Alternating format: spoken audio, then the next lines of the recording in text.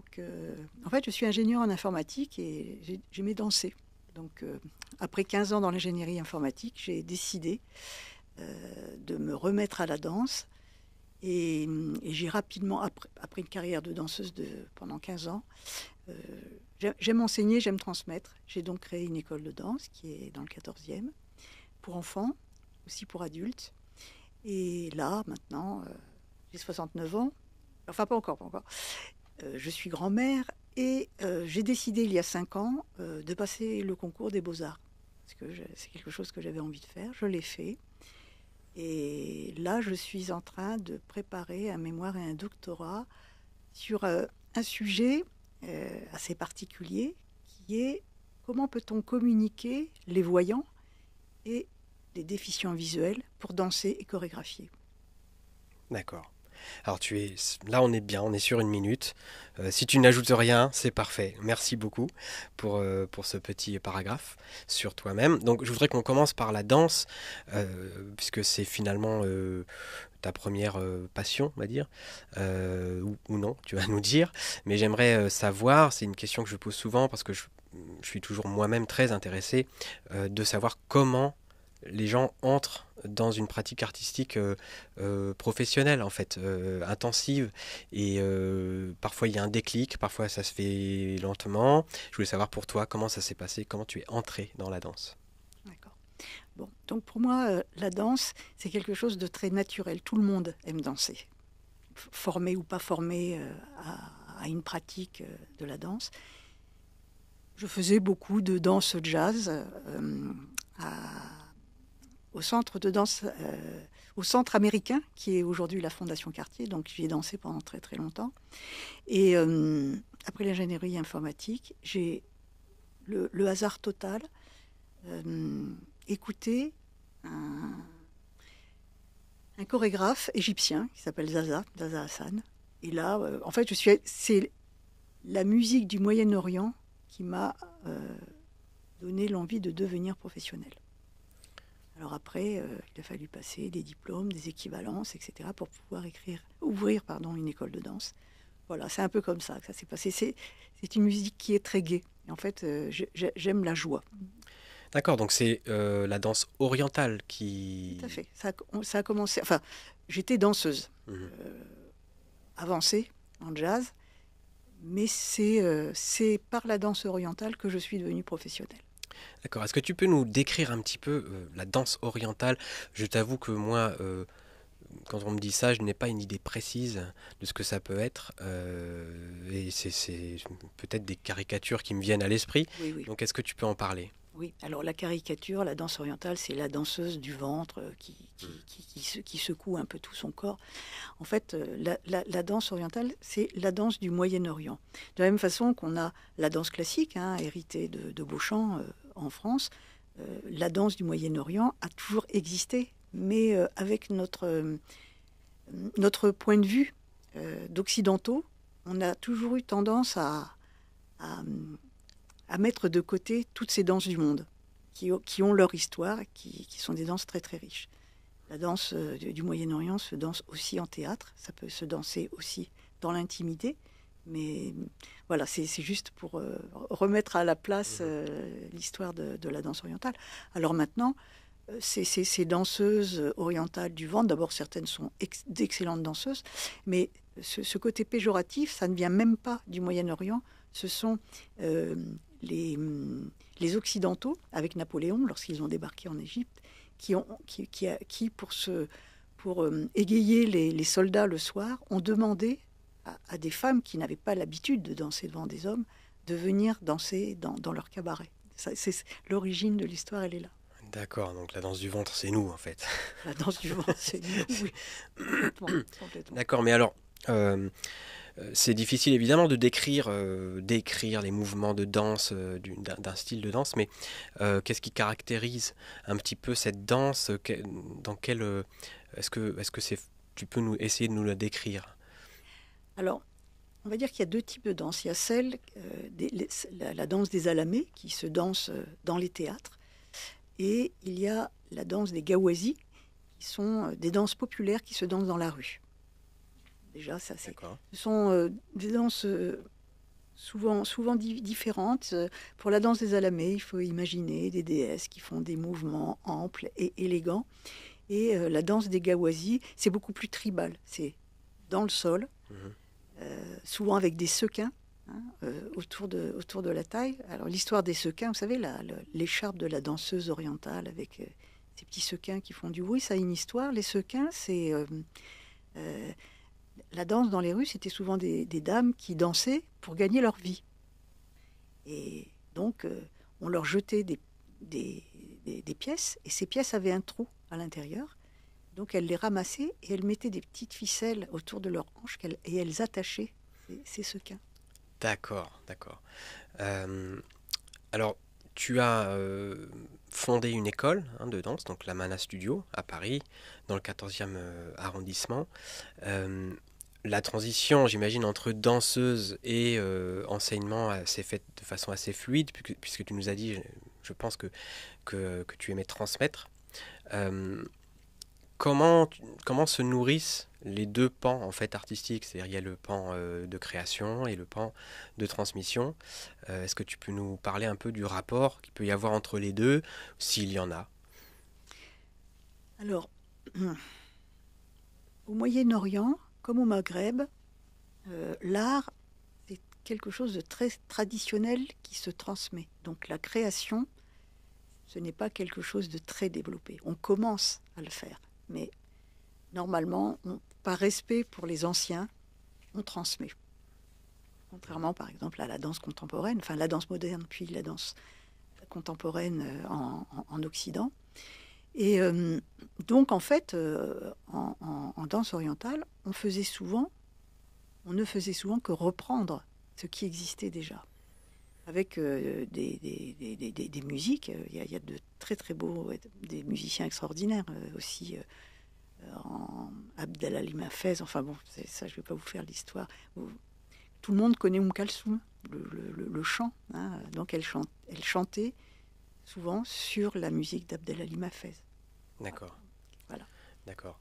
Et quand est-ce que tu as fondé ton école alors? C'était... Alors, moi, l'école à Mana Studio, je l'ai créée en 2004, mais j'ai enseigné pendant 7 ans, avant la création de l'école. Et en fait, le problème à Paris, c'est que de plus en plus, les studios de danse sont vendus pour faire des appartements, et beaucoup d'écoles, de studios de danse ferment.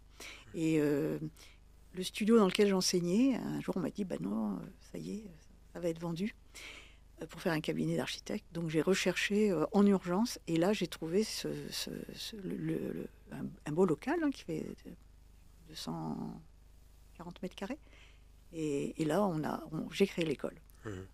C'était comment étaient les débuts? Tu peux nous raconter un peu? Parce que maintenant je sais qu'il y a des cours de danse classique, barre au sol, etc. Il y a plein de choses. Est-ce que dès le départ tu proposais un peu toutes ces pratiques-là, ou c'était d'abord uniquement de la danse orientale? Je ne sais pas. Non, alors, en fait, là où j'enseignais avant, il y avait j'ai une belle histoire d'ailleurs, qui peut vous intéresser. Donc, je prenais toujours des cours de danse classique avec une dame. Et puis, c'était une dame d'un certain âge. Alors, elle avait ses élèves, c'était que des anciennes danseuses. Et puis, un matin, je suis arrivée pour le cours, il y avait sa chaise et la canne. Et en fait, j'ai compris. C'est une vieille dame et elle était morte.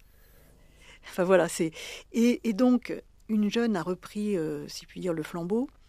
Et elle aussi allait se retrouver sans local à Paris. Et donc, je lui ai proposé de venir avec moi quand j'ai pu créer ce centre.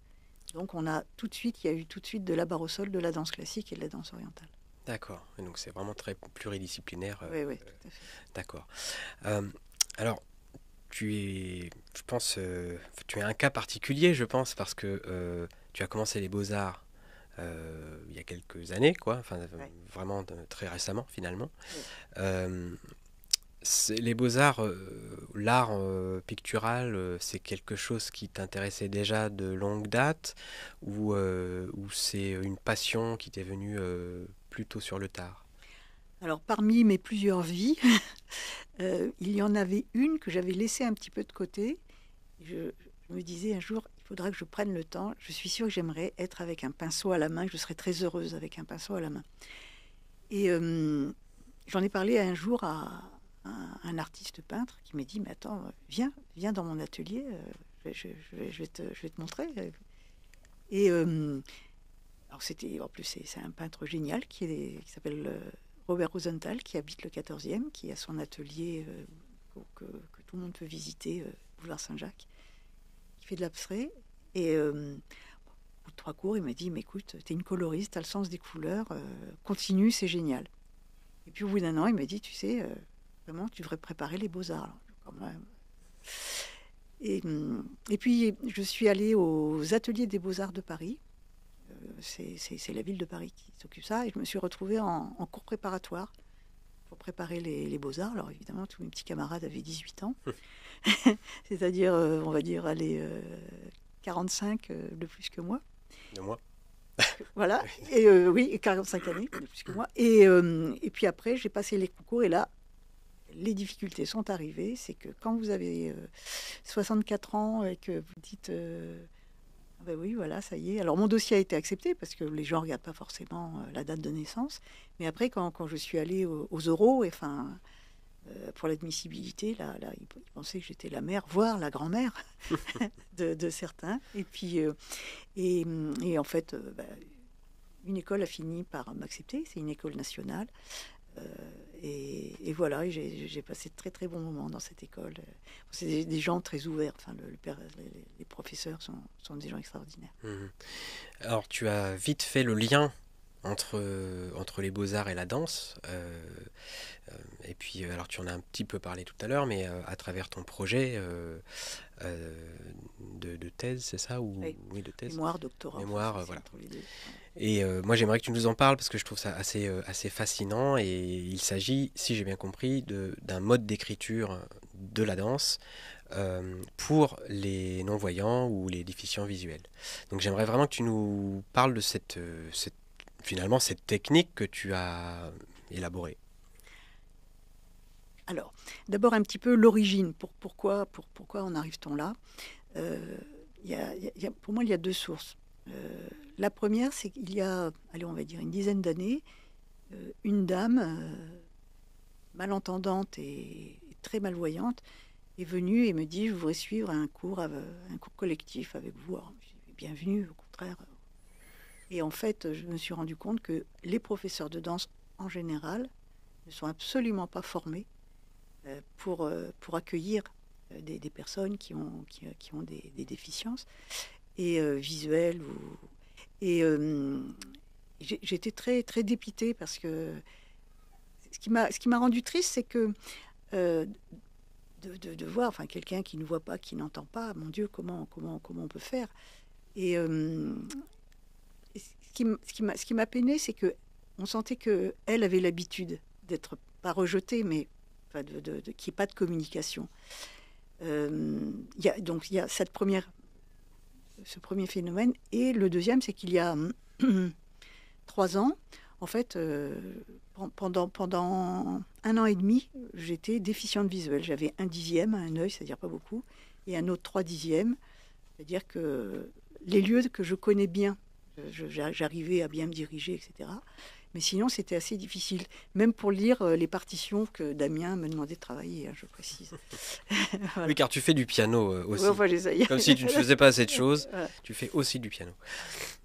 Moi, je ne suis pas assez assidue, c'est pas bien. C'est pas bien. Et donc, dans ces écoles des beaux-arts, ce qu'il y a de très bien, c'est qu'on peut travailler sur différents médiums. Donc moi, je suis arrivée par la peinture. C'est mon travail de la peinture qui les intéressait. Mais il y a un tas d'ateliers. Il y a l'atelier film, il y a l'atelier céramique, l'atelier son. Enfin, et bon, comme je suis curieuse, j'ai tout essayé. Et en créant des... Alors, voilà. Avant d'arriver, une autre petite chose, il y a aussi l'atelier édition. Et un prof me disait, mais quand même, tu viens de la danse, on aimerait bien voir comment tu écrivais tes chorégraphies quand tu les créais.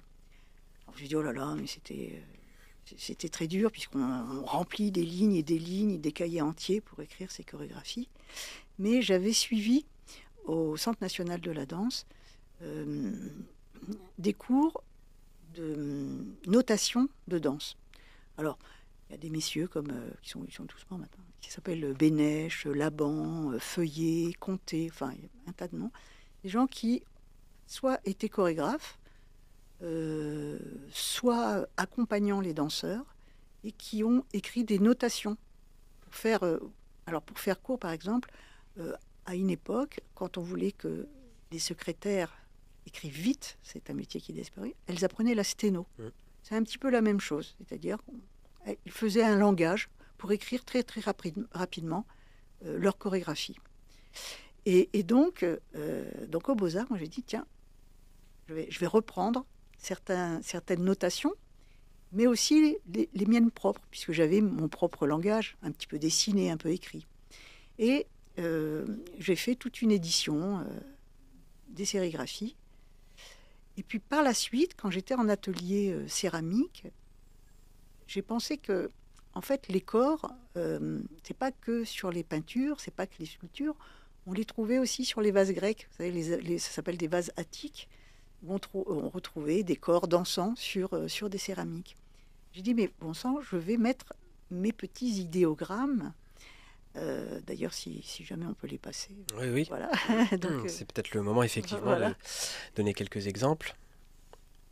Et donc, j'ai fait ça sur ces céramiques. Et alors, quand on travaille la céramique, donc moi, j'avais pris un dôme comme un bol, et j'avais un emporte-pièce. Donc, je creusais, c'était en creux. Ça donnait un bel objet, là, si vous pouvez le montrer, le petit bol là, que je vous ai envoyé. Que Thibaut à la régie a fait le nécessaire. Ça. Alors, ce que Thibaut pourrait montrer éventuellement, c'est les idéogrammes, qui sont des petites choses en bois ou sur Blender, et ensuite ce que j'en ai fait sur la céramique. Ça peut être intéressant. Et sur la céramique, le bol, parce que la dernière céramique que j'ai faite, je vais vous expliquer pourquoi j'ai un petit peu changé ma façon de travailler, c'est que je me suis dit, mais bon sang, j'ai une école de danse, ce serait quand même le moment de voir si on ne peut pas aider des déficients visuels, parce que est-ce que vous connaissez, vous, des danseurs professionnels qui soient déficients visuels? Non, et c'est pas normal.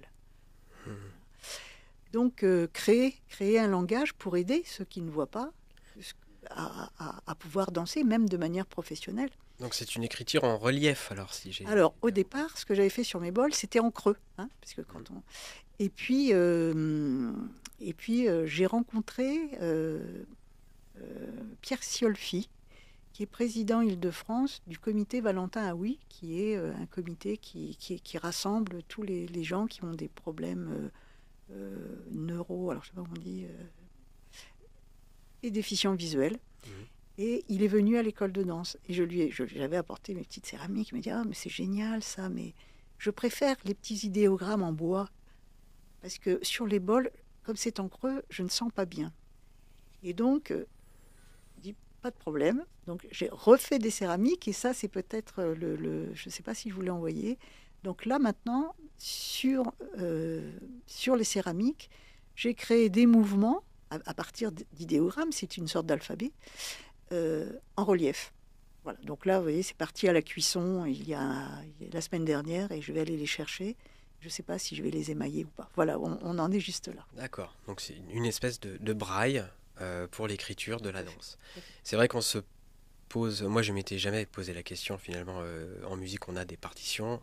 En danse, c'est vrai que quand on crée, il faut bien une manière d'écrire, de poser ça... sur le papier, et surtout du temps où il n'y avait pas la vidéo, on ne pouvait pas se filmer, etc. Oui, il y a bien une manière de le faire. Et c'est vrai que, comme tu le dis, moi je ne connais pas de danseurs déficients visuels, mais bon, je n'ai pas non plus une énorme culture en danse. Alors, par contre, tu connais sûrement Angelin Prejlocage, qui est un chorégraphe français. Et bon, il est installé à Aix, on va dire, et on voit parfois ces chorégraphies qui passent à Chaillot, dans le théâtre de la ville, etc. Et lui il a à ses côtés une choréologue. La choréologue, c'est celle qui écrit au fur et à mesure qu'il crée, ou qu'il il répète avec les danseurs. La choréologue écrit avec le langage Bénèche, puisque je vous avais parlé de différents langages, avec le langage Bénèche, ses chorégraphies. Alors, on parle de vidéo. Alors, c'est vrai que ces langages-là ont un petit peu disparu, mais existent encore. Je vais vous expliquer pourquoi. Parce que la vidéo, finalement, la caméra n'a qu'un seul point de vue. Peut-être peut prendre plusieurs points de vue. Tandis que le langage, quel que soit l'angle de vue, il est là. Enfin, donc c'est l'intérêt d'un langage par rapport à juste une vidéo. C'est plus complet que la vidéo. D'accord. Alors, je vois le temps qui passe et là, ça passe toujours trop vite, mais je voudrais... donc, il va être temps de nous quitter, hélas, mais je voudrais te remercier d'être passé ici, de nous avoir un peu parlé de tout ça. Le studio Amana donc, se trouve à Paris. Il y a un site internet qui est facile à trouver, j'imagine, si on tape Amana. www.amanastudio.fr. Enfin, voilà. Amana comme ça se prononce, hein, A-M-A-N-A. Voilà. Pour ma part, je vous donne rendez-vous lundi prochain. Je vous remercie évidemment l'Espace Plein Ciel, Thibaut et à la régie, et puis tous ceux qui nous permettent de faire cette émission pour les enfants là. Donc à la semaine prochaine. Au revoir Amana. Merci Damien et merci de m'avoir invité. Avec plaisir.